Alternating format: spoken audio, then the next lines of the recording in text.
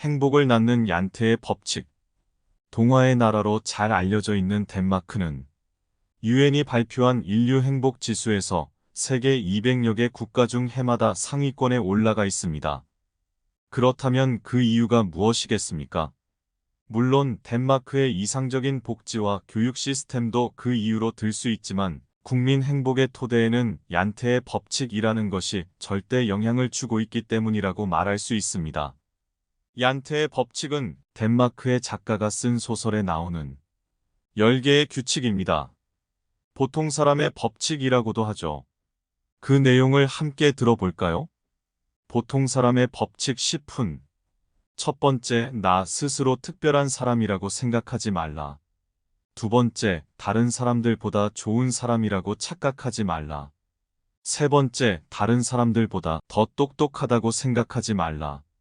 네 번째, 다른 사람보다 우월하다고 자만하지 말라. 다섯 번째, 다른 사람보다 더 많이 알고 있다고 생각하지 말라. 여섯 번째, 다른 사람들보다 더 중요한 위치에 있다고 생각하지 말라. 일곱 번째, 무엇을 하든지 잘할 것이라고 장담하지 말라. 여덟 번째, 다른 사람을 비웃지 말라.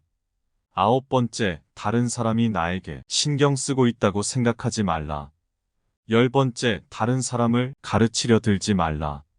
위의 10가지는 내 스스로가 특별하다고 생각하는 것은 이미 그 자체로 나를 남과 비교하고 있다는 것을 전제하고 내가 특별하다고 인정받다가 이것이 결핍되면 불행해질 수도 있다는 것을 암시하고 있습니다. 얀테의 법칙의 요지는 너는 평균보다 낮은 사람이다 라는 것입니다. 어떤 누구라도 더 특별할 것이 없고 모두가 마땅히 존중받아야 한다는 말입니다. 이는 타인에 대한 신뢰와 개개인을 존중하는 문화의 토대를 형성한다는 것입니다. 사람은 누구라도 평균 이상에 도달하고자 하는 욕구가 있습니다. 그러나 내가 평균보다 낮은 사람이라고 여긴다면 기대치가 낮기 때문에 평균적인 생활을 하더라도 만족할 수 있고 행복하다고 느끼게 된다는 것입니다. 행복한 사회를 만들기 위해선 제도적, 사회적 뒷받침이 선행돼야 합니다. 하지만 이러한 조건이 충족되었다고 해서 모두가 다 행복해지는 것은 아니다라고 합니다. 덴마크 국민들이 행복한 이유는 결코 부유해서가 아니라 평등이라는 가치를 바탕으로 상대방에 대한 존중과 신뢰의 공동체적인 문화가 뿌리내린 것이 그 열쇠인 듯합니다. 행복은 결국 긍정에서 태어나고 감사를 먹고 자라며 사랑으로 완성된다는 진리를 가르쳐주고 있습니다.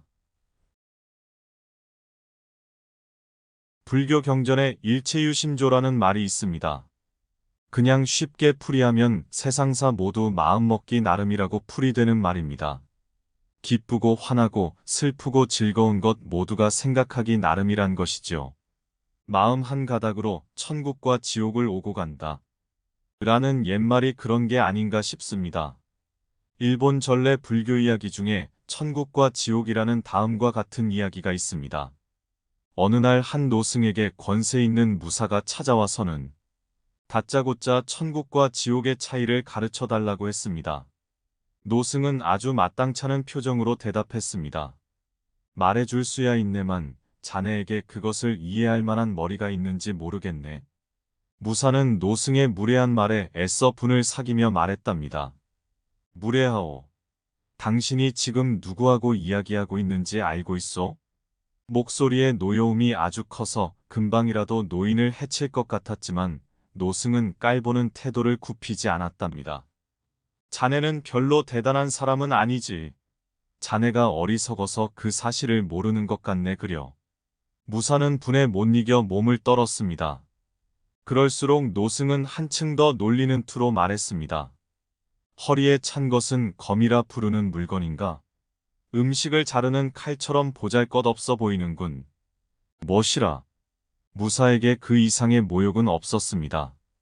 당장 칼로 노승의 목을 칠 기세로 검을 뽑아드는 순간 노승이 말했답니다. 지금 자네의 화가 치밀어 참을 수 없는 그 마음이 바로 지옥이라네. 스스로 다스릴 수 없는 마음이 곧 지옥이지. 무사는 노승의 설명을 듣고 그제서야 큰 깨달음을 얻었습니다.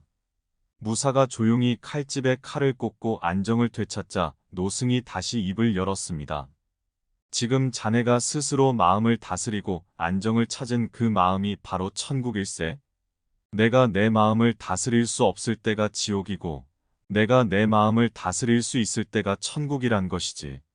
노승의 말을 들은 무사는 큰 깨달음을 얻고 감사의 절을 올리며 물러났고 그 뒤로 다른 많은 이들에게도 이러한 지혜의 가르침을 나누는 인물이 되었습니다. 좋다 싫다, 기쁘다 슬프다, 행복하다 불행하다.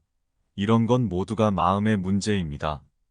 내 마음을 내가 다스릴 수 있느냐 없느냐는 것, 그것이 바로 천국과 지옥을 가르는 것입니다. 분노를 참지 못하는 것, 욕심을 줄이지 못하는 것, 다른 사람을 미워하는 것, 스스로 불행하다고 생각하는 것, 모두가 마음을 다스리지 못하는 데서 오는 것입니다. 긍정적인 마음, 감사해야 하는 마음, 행복하다고 생각하는 마음으로 마음을 다스릴 수 있어야 천국의 삶을 살 수 있는 것입니다. 깨와 소금을 섞으면 깨소금이 되듯 깨와 설탕을 섞으면 깨달음이 탄생합니다.